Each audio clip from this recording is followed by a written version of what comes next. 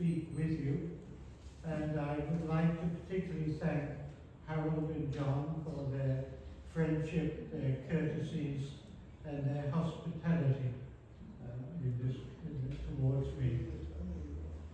It is also a tremendous pleasure to be here in such delightful surroundings.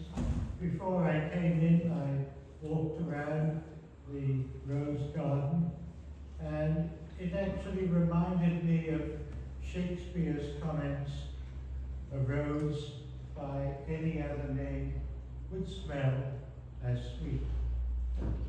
And that was, of course, in the 1590s, nearly 400 years before mass production created roses more for their appearance than for their perfume.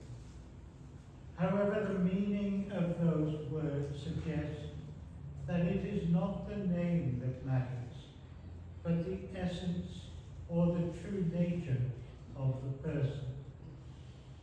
This is similar to the words used by Martin Luther King, that in the future, people will not be judged by the color of their skin, but by the content of their character.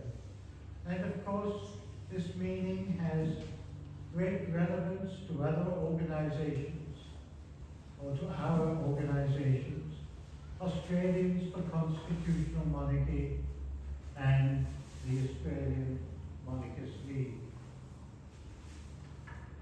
I might mention that when I became involved in the debate in 1993, I met with the inaugural convener of ACM, Lloyd Waddy QC, now KC, and we discussed the parameters of each organization. It was agreed that ACM would concentrate on constitutional matters, whereas AML would focus on the Queen and the Crown. Both of our organizations, together with others, fought a republic in the 1990s, and it is important that our combined efforts continue to be directed towards ensuring that our Constitution, under the Crown, continues to be kept safe and secure. And if there is to be a second Albanese government intent on bringing about a republic, it is essential that we jointly work together to continue to safeguard our freedoms under the Crown. It may surprise many to know that when I first became involved in the debate in 1993, I knew little about the Constitution and even less about the Republic. Of course, I'd heard the ramblings of Keating, but viewed him as a rapscallion and not worth bothering about. In 1990, after Queen Elizabeth, the Queen Mother, celebrated her 90th birthday, as was mentioned, Prince Michael of Kent established a foundation to build a set of gates at Hyde Park, opposite Apsley House, in her honour. I was asked to coordinate the appeal in Australia, and by 1993, Australia had raised the largest funds of any Commonwealth country, excepting the UK. And it was whilst I was in London for the opening of the gates by the two Queens, Her Majesty the Queen and Her Majesty the Queen Mother, that I was approached by a former private secretary to the Queen, who together with other distinguished courtiers indicated that they were extremely concerned that the Queen was coming under personal attack and that there was no organisation or individual in Australia coming to her defence. So much for the Loyalist organisations. They asked whether I could organise a counter-offensive. Thus began my involvement with the Australian Monarchist League, along with a number of those who were personal friends or officials of the Queen, including, as mentioned, Dame Patty Menzies, Rear Admiral Sir Joseph Henley, former captain of the Britannia, who had retired to Australia, Countess Mountbatten, cousin to the Queen, and a number of others, all now sadly past. The Monarchist League itself was formed in the early 1940s, mainly by British MPs aiming to support Churchill's vision of establishing constitutional monarchies in Central and Eastern Europe once they were freed from Nazi and Soviet rule. They did this so that they would be able to act as a bulwark between Europe and communist Russia. Prior to the 1990s, the League in Australia had been a small, historical type of royalist organisation. In 1993, the then committee offered the organisation to me to act as a vehicle for the work that needed to be done. I converted it from a branch of the United Kingdom to a totally Australian entity to fight the fight in Australia. When some of the older members of the Monarchist League wanted to continue support for the Crown heads in exile, those very people that Churchill was keen to act as a bulwark against communism, I said to them, what is the use of fighting for Crown heads in exile when we stand to lose our own crown in Australia? At the time, I was friendly with a number of the Crown heads and still received Christmas cards from some, and they all gave support in establishing what was named the Australian Monarchist League, whose motto then became to defend the honour of the Queen and the integrity of the Crown. The team that I had formed around me, as I mentioned, the Dame Patty Menzies and others, and in Queensland, Sir Walter Campbell and others, agreed to establish a fighting force to attack anyone who attacked the Queen. A leading politician had told me that the best way to get success would be to get our supporters to phone and to fax. This was long before email and text, and block the lines of politicians and force them to come to the table. Following the adoption of this tactic, we had unparalleled success, and after 18 months or so, the Republicans sent out a message asking their supporters not to attack the Queen, but to attack the Constitution instead.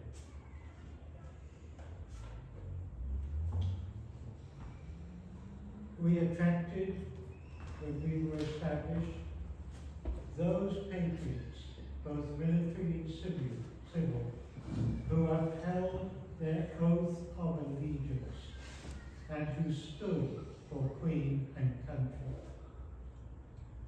And in the 1990s, times were very difficult. Most people, whether conservative or socialist, were loyal to Australia and loyal to the Queen. Adults of that era, and even some today, can recall their school days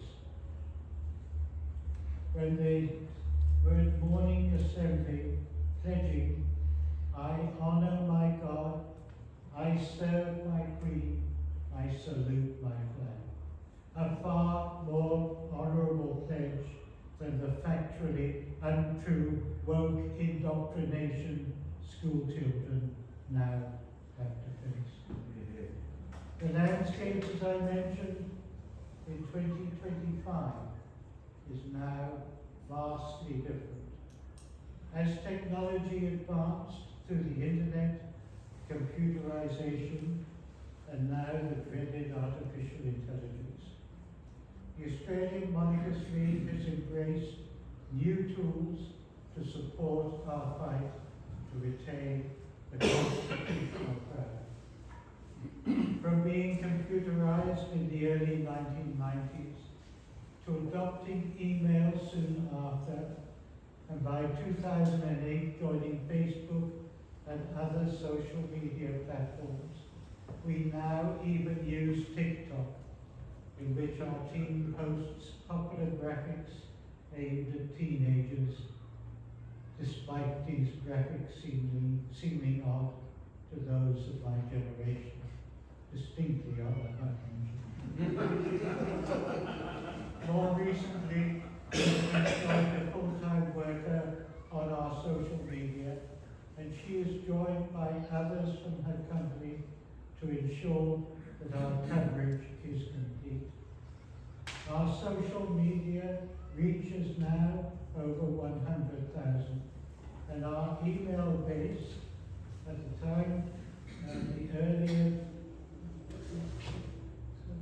detail was written, it said 17,000, now we are nearing 20,000. These figures can be audited and are certainly not imaginative. In numbers, we are accordingly one of Australia's larger voluntary organisations, but we remain in a rather impecunious state because we are reliant upon the $5 and the $10 donations, gratefully donated and contributed by our supporters. Unlike the Republican movement, we have no major financial backers like James Packer or the tech wizard billionaires who want to rid Australia and Australians of the crown that protects us all from the excesses of politicians, backed by big business such as these people.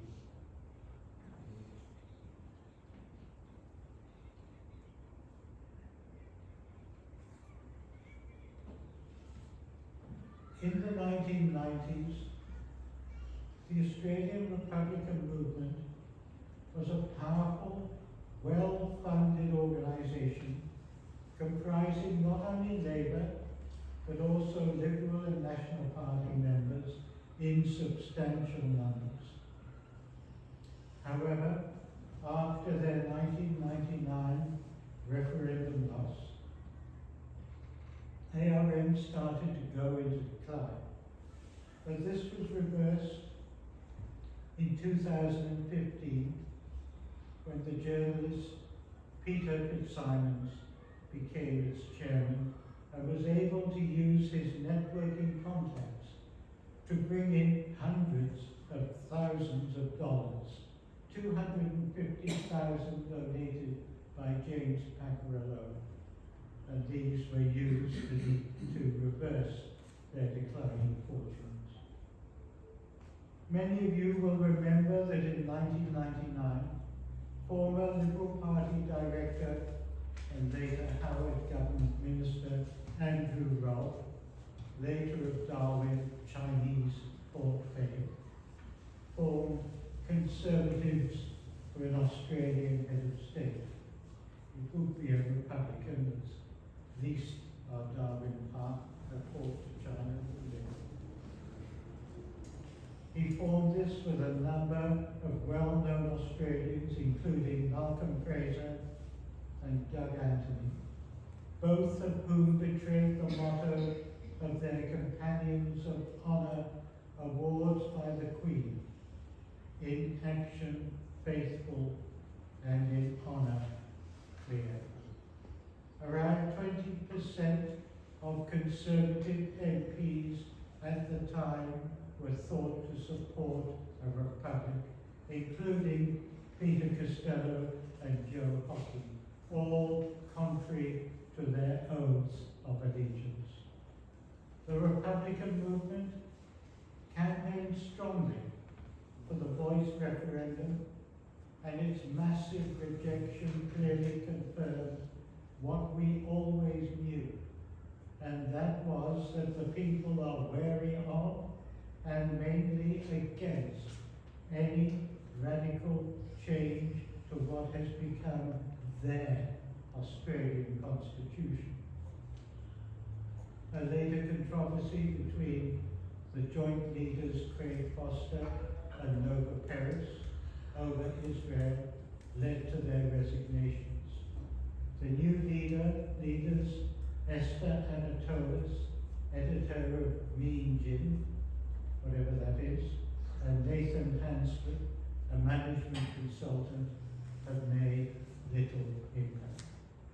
Isaac Jeffrey, appointed ARM director and Great Hope in 2023, resigned in December 2024 after only 18 months, and he has not yet been replaced, although the ARM remains somewhat active on social media and on email.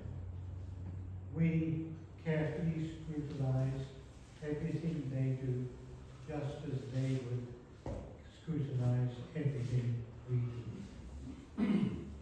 However, the Australian Republican movement hardly needs to act whilst Anthony Albanese drives the Republican agenda. Over the past 3 years, as has been mentioned several times, he has done more to erode the symbols, the traditions and the institutions of the Crown than any previous Prime Minister. Without any mandate, he appointed the first ever Minister for the Crown to remove the Crown immediately after taking office. And he allowed, as was mentioned, that same minister to hold a meeting whilst the Queen was lying in state before her funeral. Terrible. Anthony Albanese, the person we call the Wrecking Ball Man, has over the past 3 years done more to bring about a Republican step, if not yet in fact, than anybody ever has ever done before. Upon being sworn in, he cancelled Morrison plans to celebrate Queen Elizabeth's Platinum Jubilee.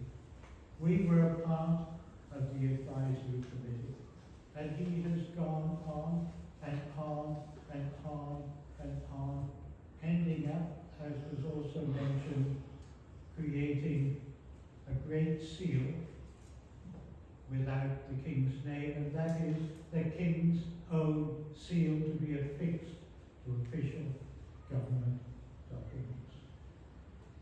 We are not yet a republic, although he thinks we are. And of course, removing the monarch's image from the $5 banknote. We were able to produce a professional graphic which clearly showed that both the King and Indigenous artwork could easily be accommodated on the same note. And in fact, this has been done before. The first decimal banknote produced in Australia was the $1 note issued in 1966, and it featured the Queen together with representations of Aboriginal art. And if they could have done it then, why can't they do it now? Why do they have to remove the monarch's image? but of course it's part of their Republican plan, with which the central bank has been part and parcel. Until 1953, unlike, 1953, there were no formal celebrations for the King's coronation. And it is a disgrace that he has appointed a Republican as Governor General. It is also a disgrace that most of the King's viceroys in Australia are Republicans, all nominated in an attempt to denigrate his office. But the fact is, the people denigrated are they. The office remains because it is an office of the Crown, and the Crown is ever enduring. Rest assured, we are organising ourselves for the likely onslaught on the Crown and on the Constitution by a second Albanese government, this time potentially politically aligned with the Greens. We ourselves are undergoing metamorphosis and preparing for the future. We have a new Central Committee, which includes former Senator Erica Betts, now of the Tasmanian Parliament, Bev McCarter, Victorian Member of Parliament, and one of the live wires that has brought Conservatives into the leadership positions.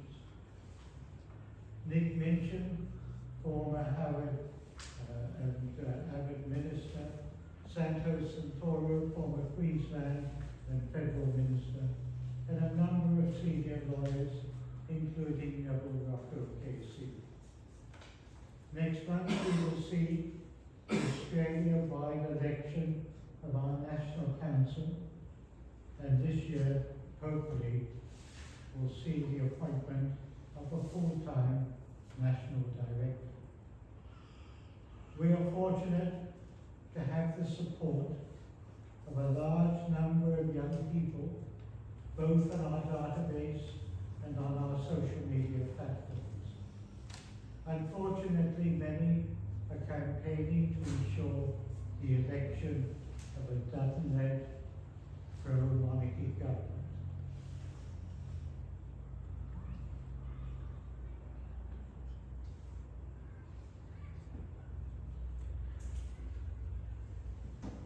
So they cannot be with us today.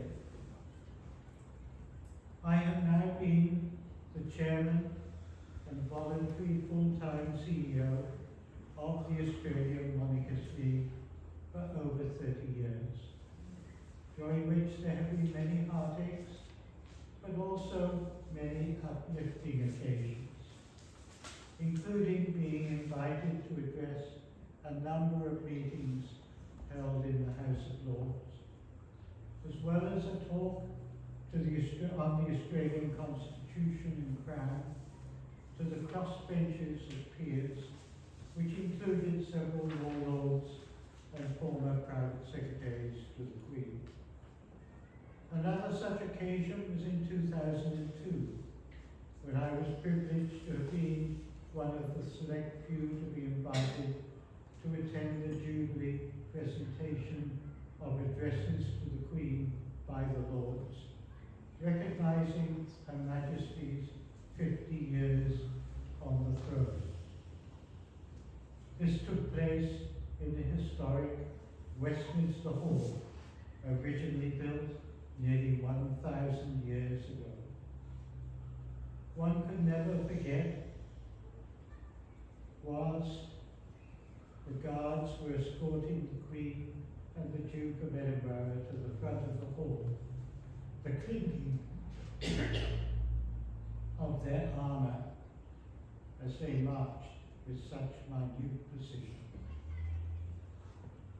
Then 20 years later, we all experienced one of the saddest occasions not only monarchists but most people have ever known when the news filtered through. A sense of loss and bereavement hung over the nation and indeed the Commonwealth. The Queen had died. A great lady who had not just been our Queen for over 70 years, but had become our friend and mentor as she reached out to all those who cherished our democratic way of life. However, life continues on. We have a new king, but unfortunately for how long, we don't know. But then we have the new Wales's family that will follow on, which is what our system is all about, continuity under the Crown. If there is to be a hung parliament with negotiations going on for weeks, the system of governance will not be interrupted because it is based on the Crown and not on the government of the day. And that is one of the most important aspects of our constitutional monarchy. And I would emphasize that our defence of the Crown is done not just for the monarch, but more to preserve the democracy of this nation and the freedom of its people, which is protected by the system of constitutional monarchy under the Crown, which, if it does nothing else, keeps politicians from assuming absolute authority. I would like to thank you for inviting me and for putting up with my somewhat lengthy comments, which I trust did not bore you too much. But the main message that I wish to impart this afternoon is taken from Churchill's first speech as Prime Minister to the House of Commons, which I believe is so very apt for those who value our Australian Constitution and Crown, given the potentially dire situation we will all be in should Peter Dutton lose. I feel sure that our cause, Churchill had said, will not be suffered to fail among men. At this time, I feel entitled to claim the aid of all. And I say, come, let us go forward together with our united strength. I would furthermore like to close with a few words written to the League on the 14th of January 2019. I have been deeply moved by the loyalty and support I have received from the Australian Monarchist League throughout the past 25 years, and extend my congratulations to you for your steadfast commitment. Signed, Elizabeth Park.